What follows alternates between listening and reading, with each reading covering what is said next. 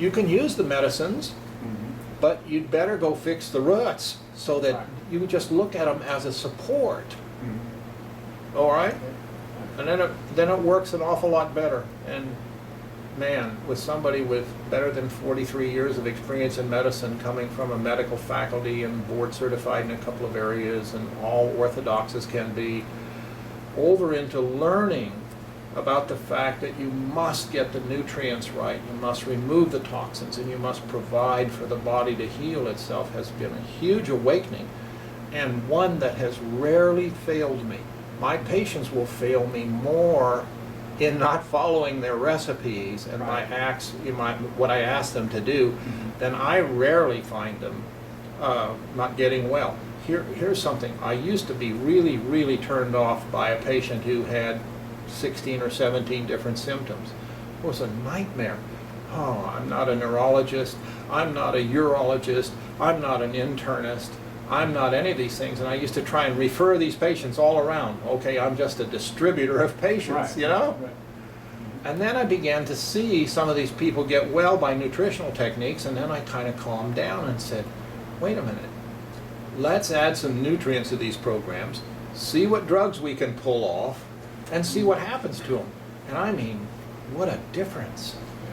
So now, one of my basic models is to understand, I want my patients to be so well that they can't be sick, you know?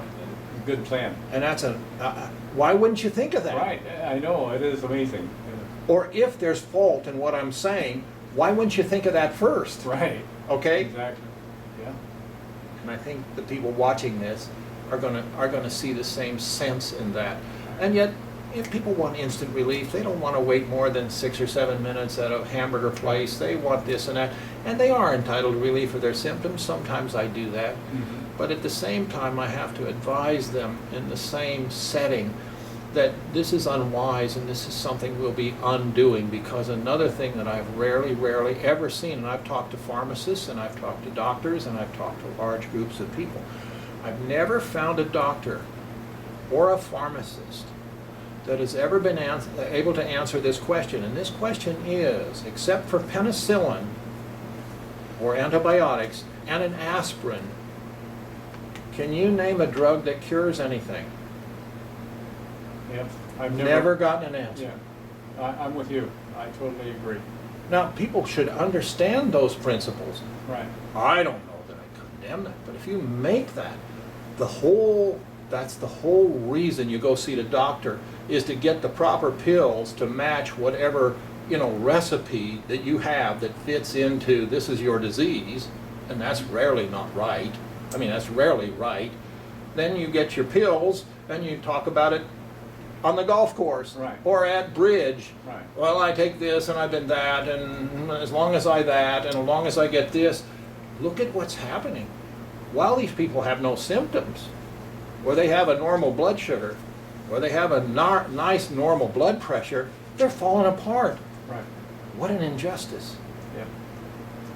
I have a daughter that's has had chronic migraine headaches for years. Yes. And I've tried to get her to get serious about addressing the issue that causes it. Right. And I can't make her understand that by not addressing the cause of the headaches, it's like driving your car down the road and have the red light comes on indicating you're low on oil, and you just take a piece of tape and cover that up so you can't see it, so you think, oh, everything's all right. Well, you know that it's not all right, and soon there's going to be a serious problem. And so this has been going on for 20 years, and I can't make her get serious about doing a liver cleanse and doing some of the other things that address the root cause that would cause migraines on a chronic basis. I'll tell you what, here's a gift for her if she'll follow this. Tell her to absolutely, totally, not even, this is for emphasis, don't even say dairy. Do not touch anything that is dairy in any way, shape, or form, anything that comes from corn or anything that comes from wheat for 30 days. You'll see those headaches diminish or go out of existence. Okay, that's great. Appreciate that. That will do it. That will do it. Next. It's almost too simple to believe, but listen. you and I have been around. We've done an awful lot of things, okay? We know what works, but we know what's just half workable. Right. And I'm telling you, from the tone of my voice and also from my rich experience, that this works oft times, many more times than it fails me. And our commitment to see people well. Here you've got your daughter, and here I know of a person suffering from migraine headaches. To get that fixed and have that go away would be a gift for both of us, Right. let alone her. Exactly. And that's where that advice comes from. Period. It's not the shortage of beta blockers. It's not the stressful life that she lived.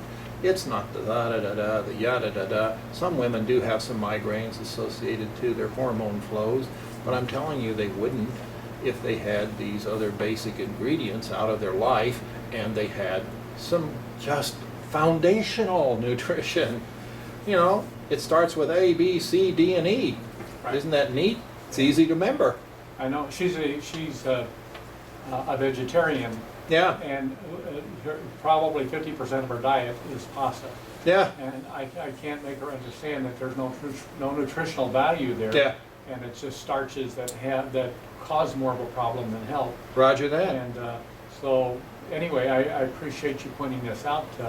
Hopefully she'll pay more attention to what you have to say than what I say. It's always the case. Right, exactly. You're never, ever Right. a prophet in your own family, Yeah, for sure. you know? But the nutritional supplements, now, I know that we talked before about some Mhm. nutritional supplements, Mhm. and with this at an appropriate time, would you like to talk about some of the supplements that you believe in? Yes, yeah, kind of starting in the basics again, Okay. the A, B, C, D, and E's. Mhm. I'll skim over those because you can Google this and just be shocked at the amount of information that's there that is backed up by research. Let me take a side road and put it in park for a minute. Okay. You'll have doctors and other so-called authorities that say that this isn't proven, what we're talking Mhm. about. You'll even hear patients tell you, well, that isn't proven.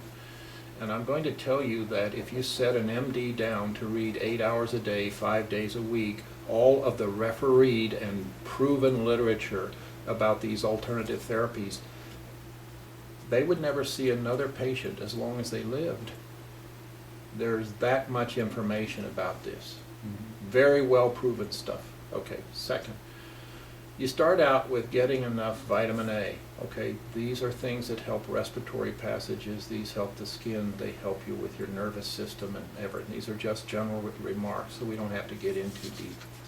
You can't take too much vitamin A. Second, if you have reports of it in the literature, it's because somebody took only vitamin A and they didn't have any D and they didn't have any C and they didn't have any B complexes. And it's usually reported by people who just don't understand nutritional therapies. And that's always been sort of one of the, arrows in the side of doing medicine this way. You take your B vitamins, I help people remember this, that B stands for brain. So memory is in there, but backache, confusion, brain fog. You see people do very well in lowering their cholesterol by using niacin. You see people doing very well by using all the B vitamins in the mix of the A and B. Now C, you can't say enough about this. This Linus Pauling won the Nobel Prize in chemistry, not in medicine. Yeah. But he won the Nobel Prize in chemistry, and I mean, like he said, for 10 cents a day we could cure most all the health problems of the people in the world. Well, it's probably gone up in today's markets, but at the same time it's profound what it can do, even to this extent. University of Kansas, at this time that we're speaking here in 2008, have an investigative number so that they're treating cancer patients with intravenous vitamin C and a few moderate dietary changes and getting excellent results. It's that important. But yes, it handles your mood, it handles all the connective tissue in your body, it handles all the bleeding and all the repair that goes on in your body. It's a very necessary part of it. So there's your C. Look on the label if you want to know how much to take. It varies from people to people.